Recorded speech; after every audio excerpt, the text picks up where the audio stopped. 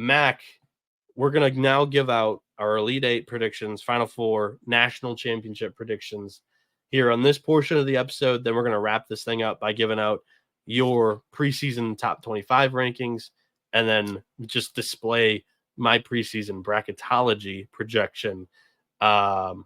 Mac, how do you want to do this? Do you want to create hypothetical matchups in your Elite Eight, or do you want to just list out the 8 teams that you have in the Elite Eight? I did the regional finals. I tried to map it out. And no, let me lead it off with telling everybody where the sites are this year, because I think that went into where I was visualizing. The Final Four, and this is the best, and coming from a guy that used to go to the Final Four every year in the coaching industry, San Antonio is the best Final Four on the Riverwalk. Great weather, just an absolutely beautiful place. It was there in 2018, there in 2008. Good to see it back in San Antonio. That's where the Final Four National Championship is. The regional sites, the Elite Eight and Sweet 16s, Newark, New Jersey, San Francisco, obviously in California. So that's the West region, Newark being the East. The South region will be in Atlanta, and the Midwest is right there, not too far from you, Noah, in Indy. In the round of 64 and round of 32, the 8 sites are Raleigh, Milwaukee, Cleveland, Seattle, Denver, Wichita, Providence, and Lexington. All right. So yeah, I didn't create the regional matchups, so I'll do that on the fly. Give me pardon my delays in doing. How about I kick it off, and then you go off of me in terms of visualizing where you want to put them. I have all the sites in front of me with the bracketology projection. I just got to figure out my matchups within the 8 that allow my 4 teams to get to the Final Four.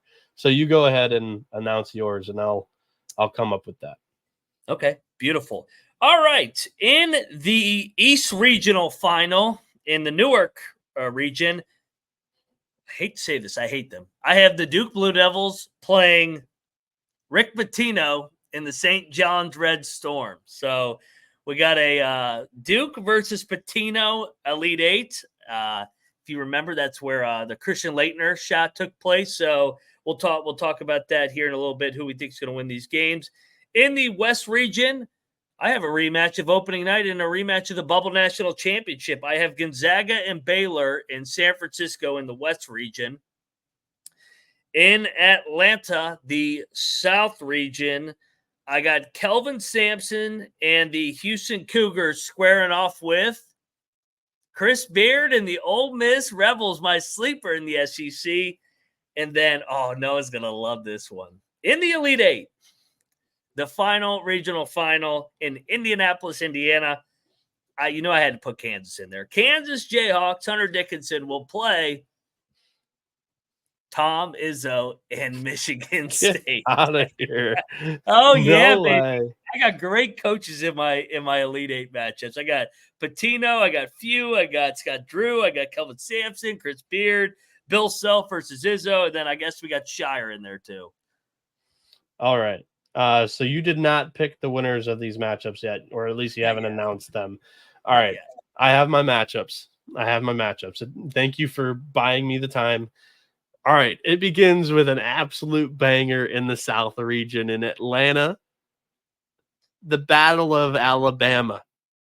The Crimson Tide and the Tigers. War Damn Eagle against Roll Tide. Alabama, Auburn. Give me that all day long in the Elite Eight. Then we go up to the Elite Eight. What?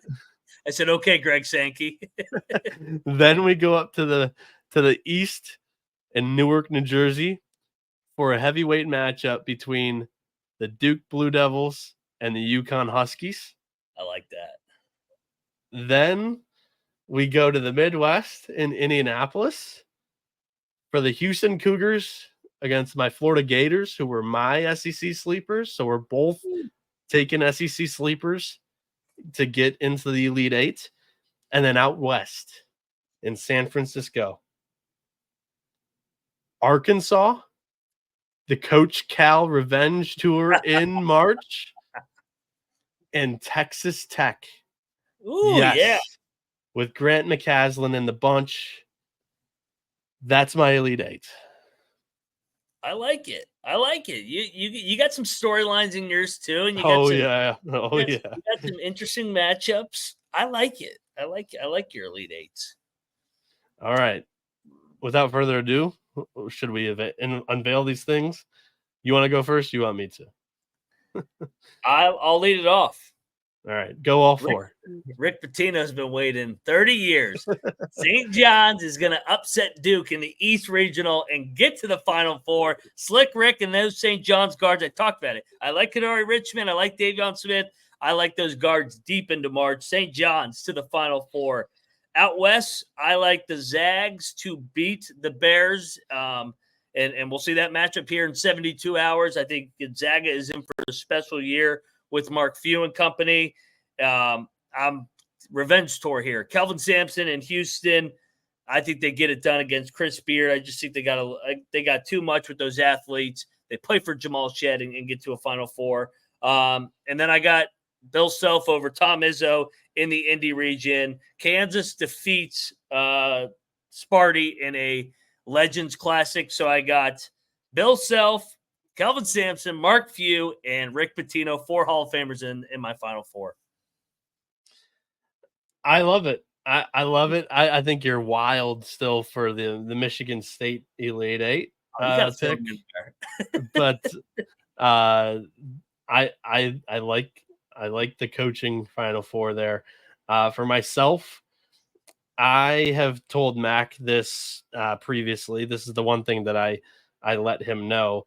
There were 2 teams that I basically had cemented into this Final Four, and I was still trying to figure this thing out up until the last minute. It was between like 18 teams for me. But I've got Auburn beating Alabama in that Elite Eight matchup. I've got Duke taking down UConn in that Elite Eight matchup. And then I decided on Houston in my Final Four, like you've used as an argument. I'm right there with you. I think Kelvin Sampson's due. They only lose Jamal Shed from last year, and Milos Ujan comes in as trying his best to be a 1-for-1 replacement. I don't think it's necessarily going to happen like that, but I do like that they've got LJ Cryer and Emmanuel Sharp to be just 2 really good offensive weapons, and the defense is just going to be as good as ever. So I think Houston's good enough to get back there. And I got Texas Tech. So Ooh, yeah. I really like the Red Raiders this season. I really think that McCaslin's front court is one of the best in the country with Federico, and Toppin. I think both of those are really good pieces defensively. Toppin can also step out and shoot the 3 ball for you if you need him to. But this group of guards are really good as well. Elijah Hawkins comes in from Minnesota, 7.5 assists last season. He's a really good floor general. Almost really likes to pass it, will pass up his own shot when he's open for the pass. But I really think that he's a really good guy to conduct this offense around Chancellor McMillan and Darion Williams, who both shot it. McMillan 38.5% from 3, Darion Williams 46% from 3 last season. They also get Devin Cambridge back healthy this season. I think this team is really good, flying under the radar. I think it's a breath of fresh air for the Red Raiders when they get out of the Big 12. I think they get to the Final Four. So you have 2 Big 12s. So I like this. I like the SEC a lot better than the Big 12 this season. Mm-hmm. I think it's deeper. I think it's better overall conference. But the Big 12 at the top is better than the SEC. And I really did come down to like 4 or 5 different Big 12 teams for the Final Four. I unfortunately had to leave Arizona off here too. I really like the thought process of Arizona getting out of the Big 12. It would be a breath of fresh air for them as well. But yeah, I have 2 teams not only from the Big 12, 2 teams from the state of Texas where the Final Four is located, Mac. I like it, man.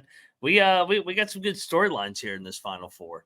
Yes, we do. All right, so I think the East and the West I had on the same side because I did have Duke as the number 1 overall, just because I think the ACC is soft after Duke, and I think that they're going to run through that. So I have Gonzaga and St. John's squaring off.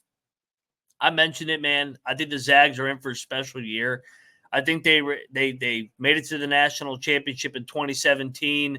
Unfortunately, against my Gamecocks, and then again in 2021. I think they get back again in 2025 with that backcourt of Nembhard and Hickman, and then EK as well. I think all that experience back, they played their asses off down the stretch. I got Gonzaga beating St. John's in the regional, or not the regional, in the national semifinal.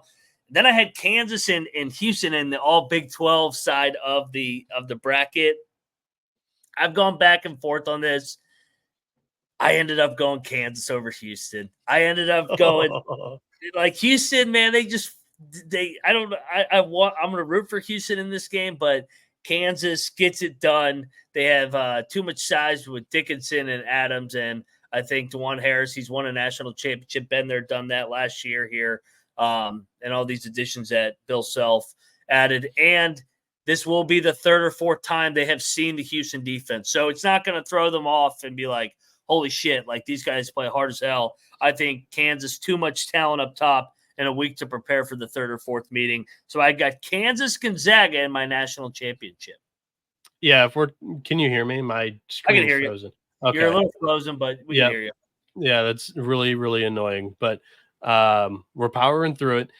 I think that, like, if you're talking about those two teams matching up specifically against each other, Kansas has got a little bit of a matchup advantage, especially down low. The size on that roster compared to Houston is very noticeable. So Dickinson might eat. That's what I'm saying. You love Dickinson. Yes. So my final four: Auburn against Texas Tech, which is a 2019 Final Four. They didn't play against each other, but they were both in the 2019 Final Four.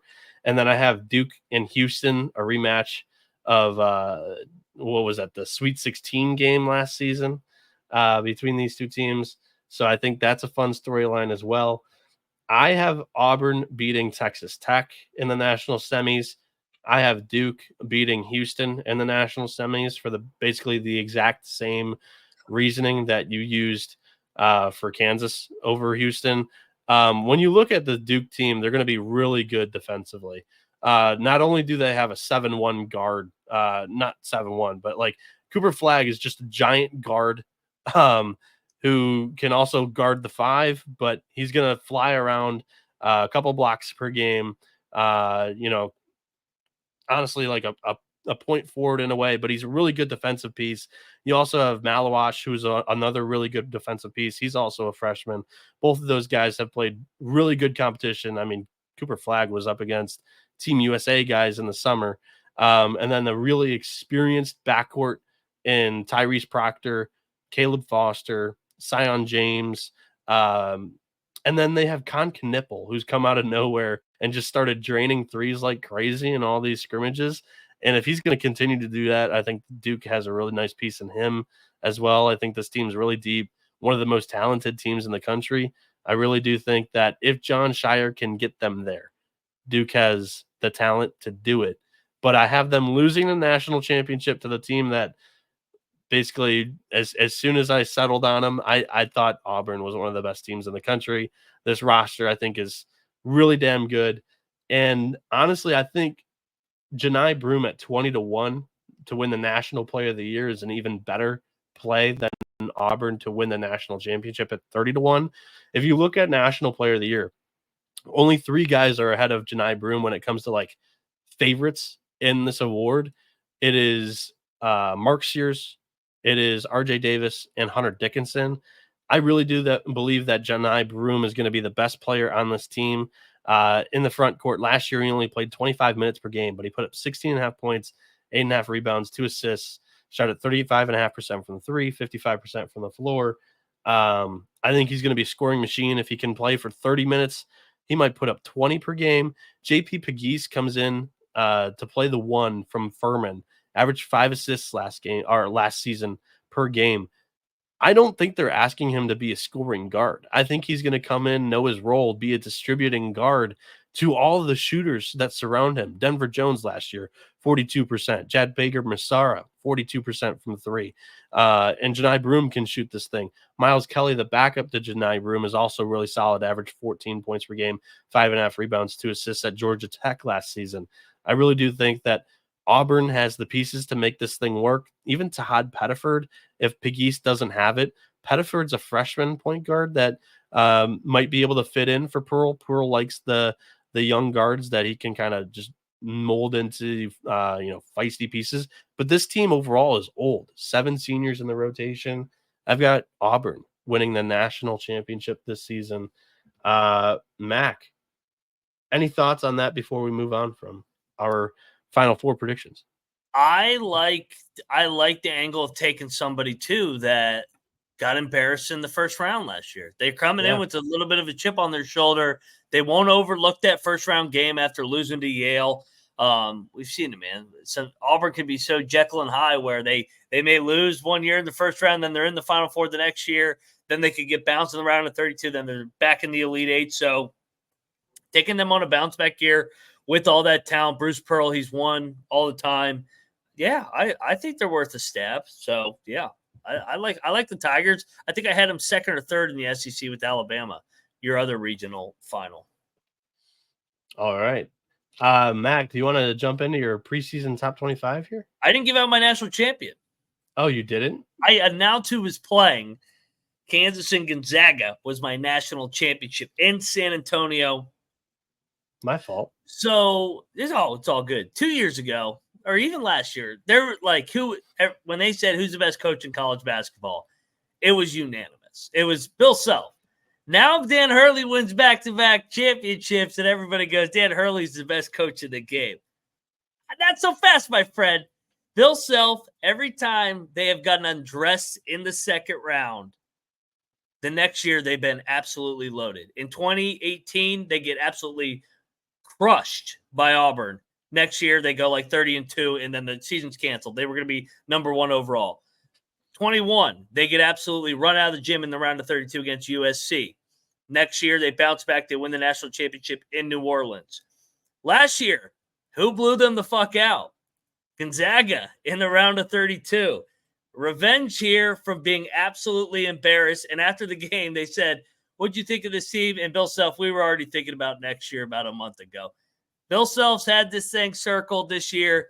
DeJuan Harris, KJ Adams, they were part of the national championship team 3 years ago. Dickinson, another year in the system. They don't have to rely on him as much. They bring in Storr, who can score the ball. Griffin can score the ball. Mayo can score the ball. They're old. They can actually make shots from the perimeter to open it up from Dickinson and Harris. Adams.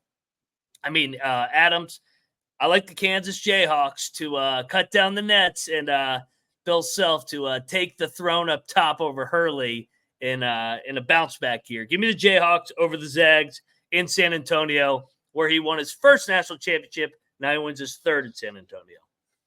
I applaud you for fitting a bunch of puzzle pieces together for some storylines. I really do.